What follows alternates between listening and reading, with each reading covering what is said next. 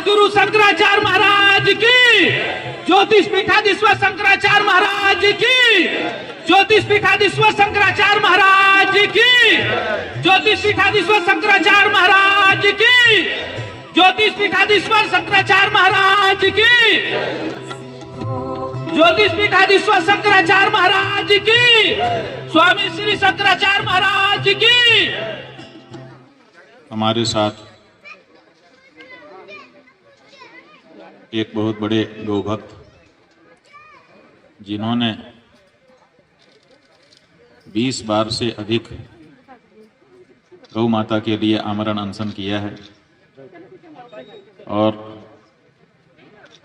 4-5 बार तो अनशन के कारण इनका जो शुगर लेवल है वो 20 से भी नीचे आ गया, 10 से भी नीचे। जो चिकित्सा विज्ञान को जानते हैं वो समझ सकते हैं कि 40 से नीचे अगर शुगर लेवल आ जाए तो मस्तिष्क में विकृति आने की संभावना होती है, कोमा में व्यक्ति चला जाता है, जीवन की हानि भी हो सकती है। लेकिन इन्होंने इस बात की परवाह नहीं की और डटे रहे। 10 से भी नीचे शुगर का लेवल चला गया, लेकिन गौ माता की कृपा से आज भी जीवित होकर के गौ माता की सेवा कर रहे हैं। ऐसे गोपाल दास जी हम लोगों के बीच में हैं, इनके लिए एक बार करतल ध्वनि से हम चाहेंगे कि थोड़ी सी बात इनके द्वारा आप सुने, उसके बाद आपके जो प्रश्न होंगे उस पर थोड़ी चर्चा करेंगे। हम सब का परम सौभाग्य है परम पूज्य जगत गुरु शंकराचार्य जी के पवित्र चरण कमल गोरख पीठ की तपोस्थली के ऊपर हम सब के बीच में यहाँ इस धरा पे आए और गुरुदेव ने जो धर्म की ध्वजा है, गौ माता का जो मर्म है, उसको लेके एक लंबी यात्रा इतनी जटिलता भरे वातावरण में नंगे पैर चल के गिरिराज भगवान की परिक्रमा करते हुए सीधा आपके बीच में ये चरण कमल आए हैं। तो हम सब बलिहारी हैं गुरुदेव के चरण शरण में और गुरुदेव ने हम 140 करोड़ लोगों के बीच में एक सोई हुई चेतना का पुनर्जागरण किया गौ माता को लेके। और कभी आदिकाल से चली आई एक परंपरा के साथ कभी करपात्री जी महाराज ने 66 के आंदोलन को पुनर्जीवित किया और जैसे हमने बोला है, हम सब का एक सपना कैसे हो जगत गुरु भारत गोवध मुक्त अपना। हम सब का एक सपना कैसे जगत गुरु भारत हो गोवध मुक्त भारत अपना। सबसे ये आह्वान है कि इस पावन पुनीत काज में और गुरुदेव के द्वारा ये पावन काज की एक जो गंगा अब पूरे भारतवर्ष को अपनी स्नेह सरिता से सिंचित करने के लिए ये आह्वान चला है, इसको संकल्प लेके गुरुदेव के आज चरण वंदन सब करके जाएंगे। तो ये ओथ लेके जाएं कि हमने इस काज को लेके क्या क्या इसमें कर सकते हैं, उस आत्मीयता के साथ जुड़िए। और हम सब का परम सौभाग्य है कि एक ऐसे हमारे जो शीर्ष गुरु हैं, एक तरह की माँ जैसा उनका वात्सल्य है, उनकी करुणा, उनकी वाणी ऐसे तर्पित करते हुए बहती है कि हर किसी को भी जब ये छूते हैं, जब इनकी वाणी से, तो एक तरह की एक जो प्योरिटी की एक बायोडाइवर्सिटी है, पवित्रता का एक आकर्षण का चरम इनमें दिखता है। और गुरुदेव से जब जब मिलते हैं तो जितनी थकान, जितना सब कुछ, एकदम से नई ऊर्जा सब अंदर आती है कुछ करने की। तो गुरुदेव का स्नेह है, प्यार है इस बात को लेके। और गौ माता के इस काज में बोलते हैं धर्म रक्षति रक्षिता, गौ रक्षति रक्षिता। तो गुरुदेव की चरण में ये संकल्प लिया है कि ये बची हुई सांसें गौ माता और गुरुदेव के श्री चरणों में समर्पित है। और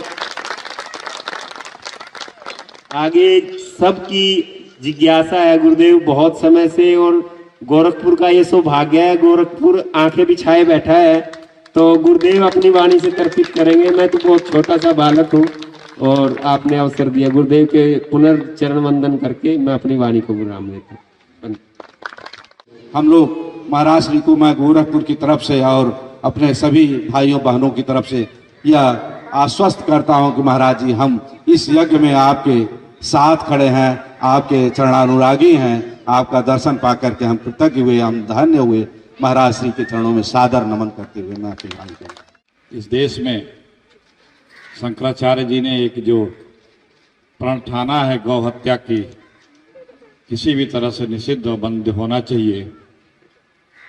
आज हम आपके सामने हम लोग भी ये प्रण लेते हैं कि जिस स्थिति में रहेंगे, जिस हैसियत में रहेंगे, इस कृत्य को करने के लिए संकल्पित हैं और इसे लागू कराने के लिए यथाशक्ति जो भी अपना बल होगा और जो भी समयानुसार परिस्थिति अनुसार यथास्थिति होगी उन सब को उपयोग करते हुए भगवान श्री शंकराचार्य जी के इस प्रण को गौ हत्या बंद किया जाए, उसको पूरा कराया जाएगा। और आप सभी सनातनियों के सहयोग से ये एक न एक दिन अवश्य पूर्ण भी होगा। शंकराचार्य श्री जी का कोई मनसा अधूरा नहीं रहता है, ये भी पूर्ण होगा और जल्द पूर्ण होगा। गौ माता की जय हो। स्वामी शंकराचार्य जी को कोटि कोटि नमन। अब आप लोगों में यदि किसी को किसी तरह का शास्त्रीय या हिंदू धर्म से संबंधित या सामान्य जीवन से संबंधित किसी तरह का प्रश्न पूछना हो तो पूज्यपाद गुरुदेव आपके प्रश्नों के उत्तर देंगे। भगवान शंकराचार्य जी के चरणों में कोटि कोटि वंदन। जब से हमने आपको देखा है, आपकी एक बात जो हम लोगों का रोआ खड़ा कर देती है कि मैं धर्म सम्मत बात करता हूं, मैं किसी के प्रभाव या दुष्प्रभाव में नहीं आता हूं। वह आपकी बात दिल में उतर गई हमारे, और आपने सनातन का जो असली रूप था वह विगत दिनों में हम लोगों को दिखाया और समझाया कि असली सनातन क्या है। मैं फिर आपको कोटि कोटि प्रणाम करता हूं और आपके किसी भी मिशन में भाई के सहयोग से कहीं भी किसी भी तरह की जरूरत पड़ेगी तो हम आपके लिए उपलब्ध रहेंगे। सनातन धर्म के लिए कुछ भी करने की आवश्यकता होगी तो हम लोग करने के लिए तैयार हैं। कोटि कोटि प्रणाम आपको भगवान शंकराचार्य जी के चरणों में। सबसे पहले तो शंकराचार्य महाराज को मेरा प्रणाम है। भगवान, मैं आपसे यही पूछना चाहता हूँ कि हमारे हिंदू धर्म में समय के साथ साथ परिवर्तन कैसे होता जा रहा है, बल्कि और धर्मों में जो कहा जाता है कि जो लिख दिया वो रामबाण हो गया है। अच्छा पूछा बच्चे ने। इनका कहना है कि और धर्मों में, तो सबसे पहले तो हम आपको ये कहना चाहेंगे कि और कोई धर्म नहीं है, धर्म है केवल सनातन धर्म। ये जो गलतफहमी, भ्रम आपके मन में आ गया है कि कई धर्म हैं, इसको पहले मन से निकाल लीजिए। धर्म कहना हो तो धर्म माने सनातन धर्म। धर्म नाम की दूसरी कोई चीज है ही नहीं। अब आप कहेंगे कि फिर कई धर्म कैसे दिखाई देते हैं? यही तो साजिश है, यही तो षड्यंत्र है कि आपको यह बता दिया जाता है कि कई धर्म हैं। कई धर्म हो सकते हैं क्या? धर्म तो एक ही होगा, कई कैसे हो सकता है? तो ये जो कई को धर्म कहने की परंपरा चल गई है, पहले तो इस पे अपने को बहुत दिमाग साफ रखना पड़ेगा कि हम स्पष्ट रहें कि कई धर्म नहीं है। लेकिन हमारे यहाँ भागवत जी में बताया गया है कि अधर्म भी जानना चाहिए। हम लोग धर्म की शिक्षा लेने के लिए सोचते हैं, लेकिन धर्म की शिक्षा में अधर्म की शिक्षा भी सम्मिलित करनी पड़ेगी। क्यों करनी पड़ेगी? क्योंकि कभी कभी अधर्म भी धर्म का रूप धारण करके आ जाता है और हम उसको भी धर्म समझने लगते हैं और उसी में हमारा बंटाधार हो जाता है। इसलिए सनातन धर्म धर्म है और बाकी धर्म का रूप धारण करके जो लोग आए हैं वो असल में अधर्म है, धर्म नहीं। अब आप कहेंगे कि और जगह पर तो जो लिख दिया सो पत्थर की लकीर है, हमारे यहाँ नित नवीनता कैसे है? तो बात यह है कि नित नवीनता तो हमारा स्वरूप है। नित नवीनता कोई खराब वस्तु नहीं है, ये प्रकृति से हमको प्राप्त है। अपने लोग इस समय बगीचे में बैठे हैं, चारों तरफ हरियाली दिखाई दे रही है। ये हरियाली क्या है? नित नवीनता ही तो है। एक पत्ता, पहले कोंपलें उसकी निकलती हैं, फिर धीरे धीरे वो पुष्ट होता है, उसमें तरह तरह के रंग आते हैं, फिर उसका जीवन पूरा होकर के वो बिखर जाता है, लेकिन फिर उसकी जगह पे एक नई कोंपल आ जाती है। तो ये नित नवीनता बहुत जरूरी है, परिष्कार बहुत आवश्यक है। प्रकृति के साथ अगर हम तादाद में स्थापित नहीं करेंगे तो हम विनष्ट हो जाएंगे। लेकिन इसकी शर्त क्या है? इसकी शर्त यह है कि हमारी जो जड़ें हैं वो और निरंतर गहरी होती चली जाएं, कभी भी हमारा जड़ों से जुड़ाव समाप्त ना हो। तो जिसका जड़ों से जुड़ाव बना रहता है उसकी नित नवीनता का स्वागत है, और जिसका जड़ों से जुड़ाव समाप्त हो गया उसकी नित नवीनता बनी नहीं सकती है। तात्पर्य ही नहीं। हम लकीर के फकीर नहीं हैं, हम तो समय समय के अनुसार लकीरें बनाते हैं और उनको मिटाते रहते हैं। परिस्थितियों के अनुसार हम सरलता और तरलता का ध्यान रखते हैं ताकि हम परिस्थितियों के साथ अपना सामंजस्य बनाते हुए अपने आप को बनाए रख सकें। लकीर के फकीर जो लोग हैं उनकी बात ही अलग है। जो नियम जहां के लिए बन गया वो नियम सबके लिए लागू कर देते हैं। भगवान ने सबको एक जैसा बनाया नहीं और आप सबको एक नियम में बांधना चाहते हैं, ये कैसे हो सकता है? इसीलिए जो सिद्धांत है वो ये है कि हमारे जो मूल सिद्धांत हैं वो जहां के तहां रहना चाहिए और व्यवहार में नवीनता हमको कल्पित कर लेनी चाहिए, उसमें कोई दोष नहीं।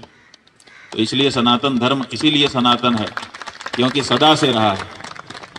सना का मतलब सदा, तन माने रहने वाला। जो सदा रहे उसी का नाम सनातन है, उसी को सनातन भी कहते हैं।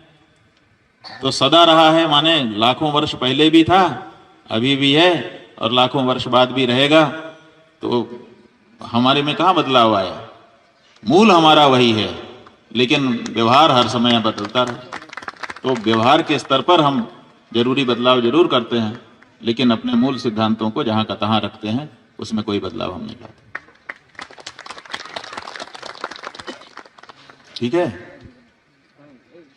और कोई इधर संत गोपाल दास जी के साथ में लंबे समय से आंदोलन में रत रहा दिल्ली के अंदर, और लंबे समय तक महाराज जी के साथ मैं भी जेल में गया था।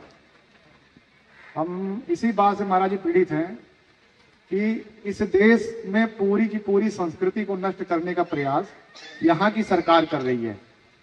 जो हमारे द्वारा चुनी गई सरकार है, 70 सालों से जो भी सरकार बैठी है वो अंग्रेजी मानसिकता की बैठी, जो हमारी संस्कृत सभ्यता को नष्ट करने पे लगी है, जिसका मूल जो है वो गाय है, मूल बिंदु गाय है। अब जो गाय के साथ अत्याचार कर रहे हैं, गंगा के साथ अत्याचार कर रहे हैं, हमारे यमुना जी के साथ अत्याचार कर रहे हैं, क्योंकि हमारा मॉडल जो चल रहा है वो अंग्रेजों का मॉडल चल रहा है कि पूरे देश से कपास इकट्ठा होगा, फिर लंदन जाएगा, फिर कपड़ा बन के भारत में बिकने आएगा। आज भी हो रहा, पूरे देश से कपास इकट्ठा होगा, फिर वो सूरत जाएगा कपड़ा बनने के लिए और फिर गांव में आएगा। और यही सेम काम इन्होंने गाय के साथ किया कि पूरे गांव से गाय इकट्ठा करो, गाय को ले चलो कत्लखाने में, वहां काटो और उसका मांस जो है बाहर बेचो, चमड़ा बाहर बेचो। हमसे ये कहा गया कि हमारे यहाँ जो चमड़े काम करता वो छोटा आदमी है, वही काम बाटा कर रहा, वही बड़े बड़े लोग कर रहे हैं, तो अच्छा काम है, ऐसा बता दिया गया। तो उनको प्रोत्साहित किया जा रहा कत्लखाना खोलने के लिए। अब ये सोचने की बात है, जो सरकार कत्लखाना खोलने के लिए लाइसेंस दे रही है, परमिशन दे रही है, सब्सिडी दे रही है, क्या ये सरकारें राष्ट्र के हित में है, सनातन धर्म के हित में है या अहित में है? मेरा प्रश्न इतना ही है। बड़े विश्लेषण का सवाल है, लेकिन संक्षेप में हम उसका उत्तर आपको देना चाहेंगे। आप कह रहे हैं कि हमारी गंगा को, हमारी गाय को, हमारी संस्कृति को नष्ट करने वाली सरकारें हैं, लेकिन उन सरकारों को चुना किसने? आपने। आप जब सरकार चुनने के लिए मौका आता है तो भूल जाते हैं कि हमारी संस्कृति क्या है, हमारी सभ्यता का है।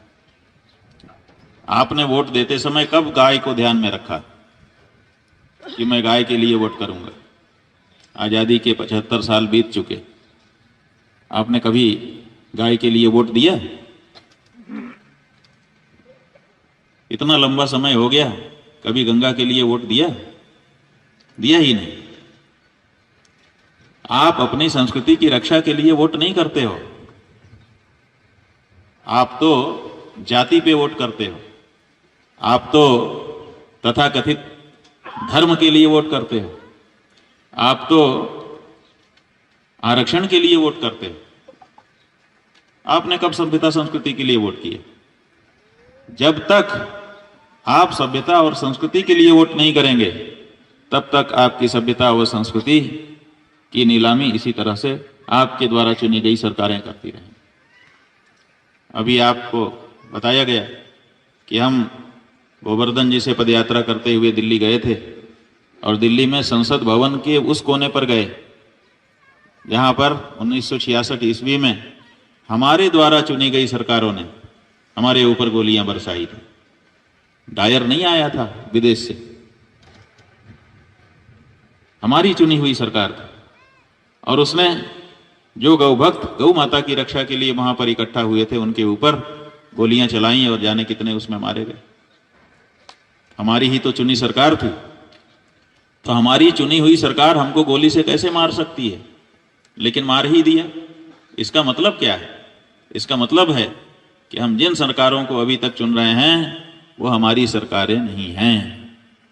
हमारी सरकारें होती तो हमारी बात तुरंत सुनती। बच्चा रोने लगता है तो माँ तुरंत सब काम छोड़ करके उसके पास आती है, उसकी जरूरत को समझती है और उसको पूरा करती है। अगर जरूरत नहीं समझ पाती है तब भी उसको गोद में उठा करके हिलाती है, डुलाती है, घुमाती है, 2 शब्द कहती है ताकि आश्वासन मिल जाए बच्चे को। लेकिन हमारी सरकारें, आप अनशन करिए, मर जाइए, उनको कोई फर्क नहीं पड़ता है। गली गली ये दृश्य। पहले की सरकारें जब थीं वो भी सुनती नहीं थी, लंबे समय तक रखो तो फिर थोड़ा बहुत बात करती थी। अब तो वो भी बंद हो गए, अब तो धरना प्रदर्शन बंद हो गए, अनशन बंद हो गए, क्योंकि लोगों को पता चल गया कि बैठने का मतलब है मर जाना, सुनवाई नहीं होगी। तो ये सरकार हमारी है। हमारी सरकार होती तो जैसे ही हमारे मन में दुख आता हम शांति से उसको बोलते तब भी सुन लेते कि भैया क्या दिक्कत है, आपने ये बात कही है कि आपको दिक्कत है, क्या दिक्कत है? लेकिन वो नहीं सुनते। आपका शंकराचार्य पैदल चल करके दिल्ली जाता है, किसी सरकार को पड़ी है? अरे सरकार तो छोड़ो, वो तो सत्ता में है, किसी पार्टी को पड़ी है? कोई आया बात करने के लिए कि भाई आपको क्या समस्या है? हम सरकार में तो नहीं है लेकिन आपके प्रति हमारी संवेदना है। किसी के मन में ये बात आई? इसका मतलब क्या है? इसका मतलब है कि ना तो हम अपनी संस्कृति सभ्यता की रक्षा के लिए वोट दे रहे हैं और ना ये पार्टियां हमारे लिए संगठित हुई हैं। ये किसी और के इशारे पर खड़ी हैं और अपना काम कर रही हैं और हम मजबूर होकर के उनके द्वारा उछाले गए जुमलों में प्रभावित होकर के उनको वोट देते चले आ रहे हैं।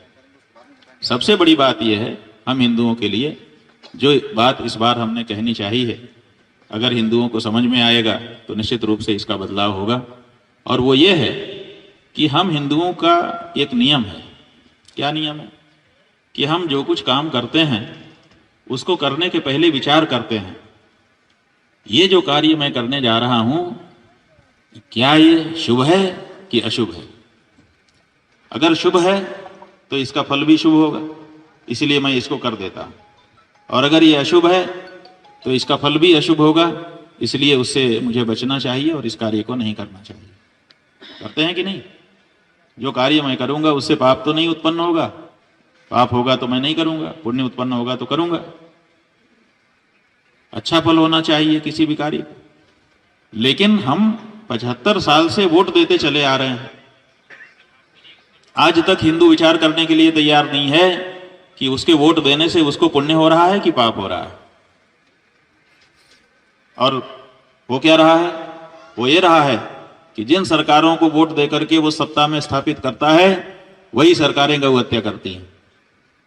गौ हत्या अगर हमारे द्वारा समर्थित सरकार करती है तो पाप का समर्थन करने वाला पापी होता है कि नहीं होता है? अपराध का समर्थन करने वाला अपराधी होता है कि नहीं होता है? इतना सा विचार हम हिंदू नहीं कर रहे हैं कि हमारे वोट से अगर सरकार बनेगी और वो गौ हत्या करेगी तो हमारे माथे पर भी गौ हत्या का पाप लगेगा। हर हिंदू के माथे गौ हत्या का पाप चढ़ा हुआ है, इसीलिए हिंदू अपने बारे में सोच ही नहीं पा रहा है और पूरे विश्व में उसकी जो प्रतिष्ठा है वो बहुत धूमिल हो चुकी है। हिंदुओं की कोई गिनती नहीं है। अरे पूरे विश्व में तुम्हारी क्या गिनती होगी हिंदुओं? जिस देश में तुम रहते हो 100 करोड़ के करीब तुम्हारी संख्या है, उस देश में तुम्हारी इज्जत नहीं। हिंदू खड़ा हो जाए उसकी सुनने वाला कोई है? आपके देश में हिंदुओं की कोई सुनवाई नहीं है। हाँ, कोई दूसरा खड़ा हो जाए तो बात अलग। तो ऐसी परिस्थिति में हिंदुओं की ये जो प्रतिष्ठा समाप्त हो गई। क्यों हो गई? क्योंकि उनके सिर पर पाप चढ़ा हुआ है, गौ हत्या का पाप। और वो जो गौ हत्या का पाप है वो आपको दुखी बना रहा है, आपको प्रतिष्ठा से श्री से विहीन बना रहा है। और उसको फिर से समझ लेने की आवश्यकता है कि हम किसी तरह से इस पाप को अपने माथे से हटाएंगे। और इसीलिए हमने दिल्ली जाकर के वहाँ पर जिन गौ भक्तों को गोली से मारा गया था उनकी आत्मा के लिए शुद्ध देशी गाय के दूध से तर्पण करके ये प्रतिज्ञा कर चुके हैं। और सबको बताने के लिए हम देश में निकल रहे हैं कि आपके द्वारा जो मतदान इस बार आगामी लोकसभा चुनाव में किया जाना है, उस चुनाव में कम से कम इस बात का विचार करिए।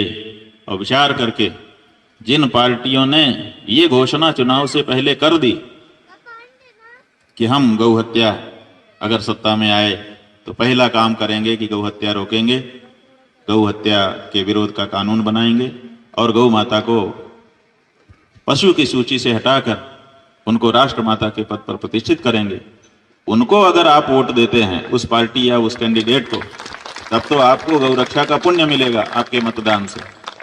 और अगर उनसे अतिरिक्त जो गौ हत्या के बारे में कोई घोषणा नहीं कर रही हैं पार्टियां, अधिसंख्यक पार्टियां वही हैं जो कई बार उलटफेर करके राज कर चुकी हैं, उन पार्टियों को अगर आप वोट देते हैं और वो अभी भी नहीं बोल रही हैं मौका देने पर भी। हमने तो कहा कि भाई सबको मौका है, अभी तक आपने क्या किया, हम बोलने को तैयार हैं, आगे के लिए कम से कम घोषणा कर दीजिए। लेकिन जो पार्टियां घोषणा नहीं कर पा रही हैं उन पार्टियों को वोट देने का मतलब है आपके माथे फिर से गौ हत्या का पाप निश्चित रूप से लगने वाला है। तो अगर इतना ही अगर हिंदू सोच ले और गौ हत्यारी पार्टियों को वोट देना बंद करके गौ रक्षक पार्टियों को वोट देना लगे तो भारत फिर से भारत हो जाए और हिंदू फिर से प्रतिष्ठित हो जाए। और ये हिंदुओं को करना पड़ेगा। अगर ये नहीं करेगा हिंदू तो थोड़े दिन में जैसे गाय की स्थिति है, इस देश में जब आजादी मिली तो हम लोग 30 करोड़ थे और गाय 78 करोड़ थी। आज हम 150 करोड़ हो गए हैं और गाय 17 करोड़ बची है। अब वो 17 करोड़ कितने दिन रहेगी पता नहीं है, क्योंकि 1 लाख से ज्यादा रोज कट रही है। संकरीकरण अलग हो रहा है। तो हमारी जो गाय है, 300 से ज्यादा नस्लें थी हमारे यहाँ, अब 53 नस्ल भारत सरकार में इस समय पंजीकृत है। उनमें से भी 25-30 ही हैं जिनकी उपस्थिति है। तो आने वाले 5 साल अगर हम चुप रह गए तो हमारी जो गाय है वो सदा सदा के लिए लुप्त हो जाएगी। फिर केवल चित्रों में, केवल श्लोक में आप गाय को देखना और उसकी पूजा करना, और चित्र की जो गाय है वो क्या देगी आपको पता नहीं है, आप लोग समझो, लेकिन दूध तो नहीं देगी, आशीर्वाद तो नहीं मिलेगा। आप मन का संतोष भले कर लो कि चित्र की गाय की आरती हम उतार रहे हैं, लेकिन ना तो गोबर मिलेगा, ना गोमूत्र मिलेगा और ना दूध मिलेगा।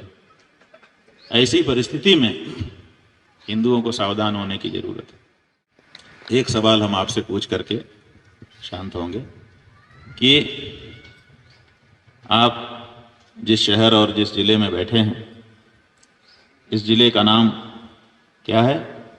गोरखपुर। गोरखपुर है ना? गोरख का मतलब क्या होता है? जो गाय की रक्षा करे। तो अब हम ये प्रश्न आपसे पूछना चाहते हैं कि आपको अपने जिले का नाम बनाए रखना है कि बदलना है? भगवान बनाए रखना है। पूरे देश की जो है गोरखपुर नाम होगा, पूरे देश का नाम गोरक्षापुर होगा। अगर गोरखपुर को गोरखपुर बने रहना है तो गोरखपुर के लोगों को गौ रक्षा के लिए आगे आना होगा। और अगर गोरखपुर के लोग आगे नहीं आते हैं तो गोरखपुर का नाम बदलना पड़ेगा। वो नाम बदल लेना ज्यादा अच्छा है, क्योंकि नाम के अनुरूप काम तो आप लोगों का नहीं दिखाई दे रहा है। गोरक्ष पीठ यहां पर बना हुआ है। आज दोपहर बाद हम वहां जाके दर्शन भी करेंगे। गौ रक्षा की मुहिम चला रहे हैं, गोरखपुर आए हैं तो गोरक्ष पीठ में भी हम जाएंगे। लेकिन नाम का केवल गोरक्ष पीठ, नाम का केवल गोरखपुर, नाम का नहीं, काम का भी होना चाहिए। गौ रक्षा के बारे में कम से कम यहां पर उस कैंडिडेट को इस बार जिता दीजिए जो गौ रक्षा की शपथ लेकर के आपके सामने आए। ये संकल्प कम से कम ले लीजिए। आप किसी पार्टी को वोट दीजिए, हम किसी पार्टी में दखलंदाजी नहीं कर रहे हैं, लेकिन इतना जरूर कहना चाहते हैं कि इस बार के वोट से आपको गौ हत्या का पाप लेने की जरूरत नहीं है। बिना देखी मक्खी आपने खा ली, कोई बात नहीं। अब तो हम आपके सामने स्पष्ट बता रहे हैं कि आपको गौ हत्यारी पार्टियों को वोट देने पर गौ हत्या का पाप लगेगा। तो कम से कम इस बार ये मुहिम यहाँ पर चलाइए कि जिस पार्टी को हमारा वोट चाहिए वो अपने अध्यक्ष से एक शपथ पूर्वक उद्घोषणा लेकर के आए। अगर ले आएगा तो हम उसको वोट देंगे, और नहीं लाएगा तो कृपा करके वो हमको क्षमा करे। हम हिंदू हैं, गोरखपुर के निवासी हैं, गौ हत्यारी पार्टी को वोट दे करके पाप नहीं लेना चाहिए। बोले जगत गुरु शंकराचार्य भगवान की, गौ माता की। अगर आप इसके लिए मुहिम चला देंगे तो आपका जो गोरखपुर है वो वास्तविक गोरखपुर हो जाएगा, केवल नाम का नहीं बल्कि काम का भी गोरखपुर हो जाएगा। और अगर ये हो गया तो एक क्रांति आएगी देश में, गौ हत्या बंद होगी, और गौ हत्या के बंद होते ही देश में परिवर्तन का दौर शुरू हो जाएगा। क्या क्या होगा?